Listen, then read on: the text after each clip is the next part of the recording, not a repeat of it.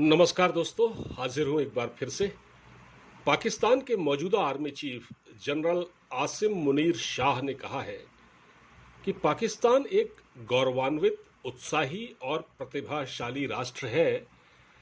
पाकिस्तानियों को भीख का कटोरा हाथ से फेंक देना चाहिए। उन्होंने भीख के कटोरे के लिए एक कशकोल शब्द का इस्तेमाल किया। जैसे उर्दू में कहते हैं कशकोल, तो भीख का कटोरा फेंक देना चाहिए, ऐसा पाकिस्तान के आर्मी चीफ ने कहा है। और पाकिस्तान के आर्मी चीफ ये बात तब कह रहे हैं जब हाल ही में पाकिस्तान को आईएमएफ से 2 बिलियन लोन मिला है, करीब 2.7 बिलियन। हालांकि अभी लोन मिला नहीं है, वो लोन मिल जाएगा। और उनकी ये बात तब सामने आई है जब वो न सिर्फ आईएमएफ से लोन ले रहे हैं बल्कि चाइना से भी लोन ले रहे हैं। चाइना भी उनको कर्जा देता रहता है। अब पाकिस्तान का आर्मी चीफ ये कहे कि साहब, देश को आत्मनिर्भर होना चाहिए, देश को एक कृषि प्रधान देश होना चाहिए, तो ये बात तो सही है, कहने और सुनने में तो ये बात बड़ी अच्छी लगती है। लेकिन पाकिस्तान क्या 75 सालों से ऐसा कर पाया?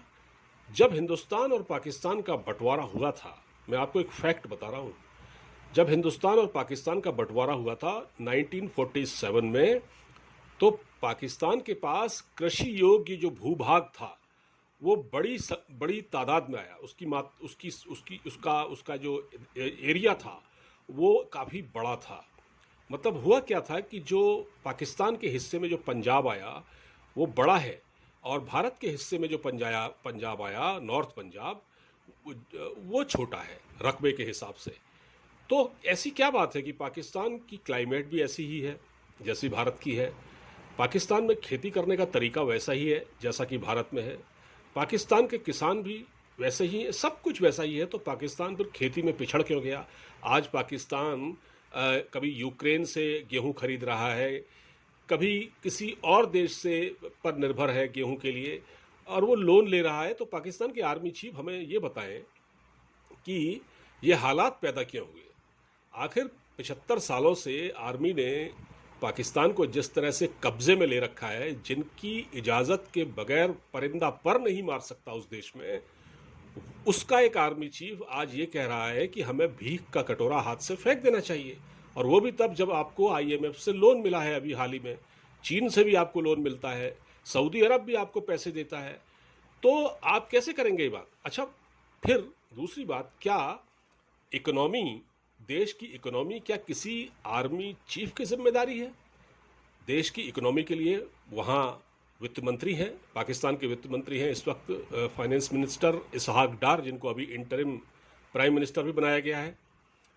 तो क्या एक जिनको आप वित्त मंत्री बनाकर लाए हैं वो संभालेंगे या आर्मी चीफ संभालेगा? आर्मी चीफ का काम क्या है? आर्मी चीफ सेना का प्रमुख होता है, जिसका काम होता है एक जो देश के अंदर, जैसे आतंकवाद से जो चुनौती है पाकिस्तान से, उसके खिलाफ लड़ना, जो अंदर के दुश्मन हैं, और जो सीमा की जो सरहद की जो हिफाजत है वो कौन करता है? सैनिक करते हैं। तो पाकिस्तान की जो फौज है वो सारे काम करती है, लेकिन वो सरहद की हिफाजत नहीं कर पा रही है। आपने देखा टीटीपी किस तरह से अटैक कर रही है पाकिस्तान के ऊपर। लेकिन पाकिस्तान के आर्मी चीफ को पाकिस्तान की जो माली हालत है उस पर अब तरस आ रहा है। वो कहते हैं कि अल्लाह सर्वशक्तिमान है। उन्होंने क्या कहा एक प्रोग्राम में कि अल्लाह सर्वशक्तिमान है। चलिए ठीक है। उन्होंने कहा कि पाकिस्तान को सभी आशीर्वादों से अल्लाह ने नवाजा है। दुनिया की कोई भी ताकत देश की तरक्की को रोक नहीं सकती। देश माँ की तरह होती है, बिल्कुल ठीक है। लोगों के बीच रिश्ता प्यार और सम्मान का होना चाहिए, ये भी ठीक है। उन्होंने कहा कि सुरक्षा और अर्थव्यवस्था एक दूसरे से जुड़े हुए हैं, एक दूसरे के लिए ज़रूरी है।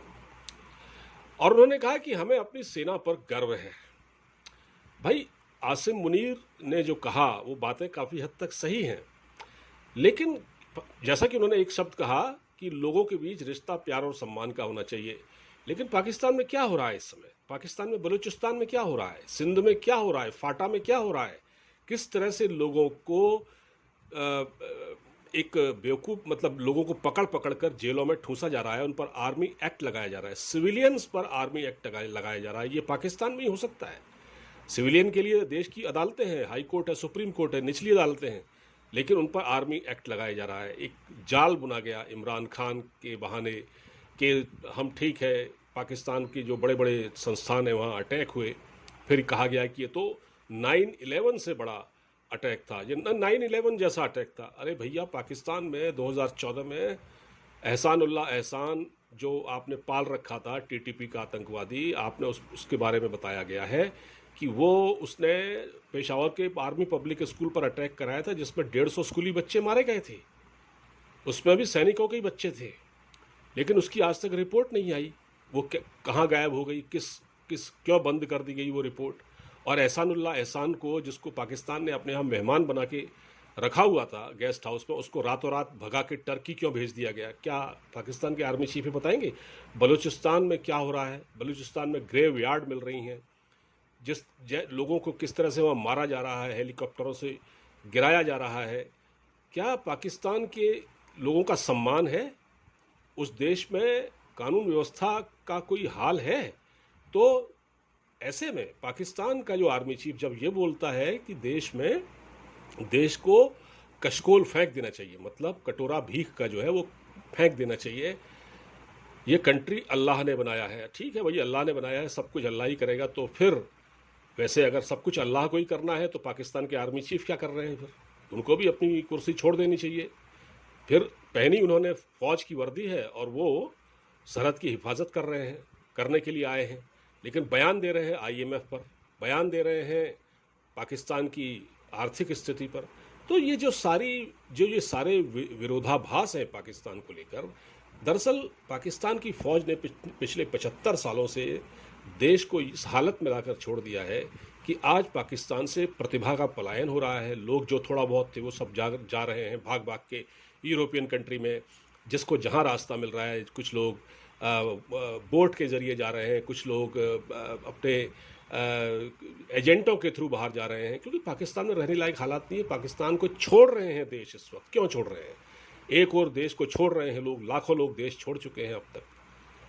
दूसरी ओर पाकिस्तान के आर्मी चीफ कहते हैं कि लोगों का सम्मान है, हमारे लोगों का अपना सम्मान है, हमें भीख का कटोरा फेंक देना चाहिए।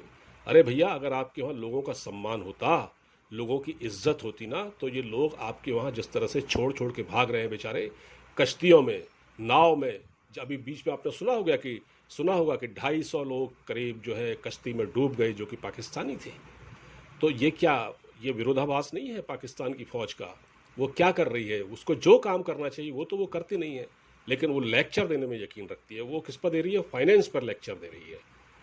अगर वो सुरक्षा की बातें करें तो समझ में आती है, लेकिन अब वो क्या कर रहे हैं कि हम खेती भी करेंगे, खेती को बढ़ावा देंगे। पाकिस्तान की फ़ौज हर सेक्टर में घुसी हुई है और यही पाकिस्तान की बर्बादी का कारण है।